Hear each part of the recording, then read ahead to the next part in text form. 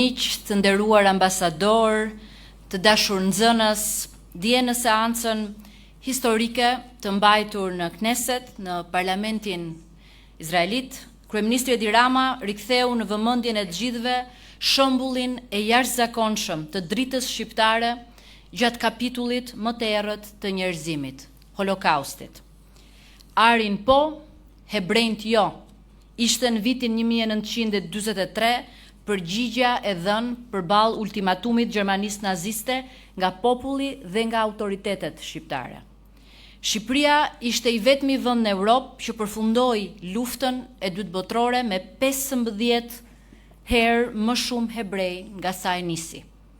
Në një kohë kur edhe vende shumë më të pasura e të ashtu quajtura më të qytetruara ran pre e një flame totalitare që i zhveshi nga kodet njerëzore e morale, Shqipëria pikrisht në kodin e saj moral gjeti forcën për të mbrojtur të ndryshmin dhe për të nderuar jetën.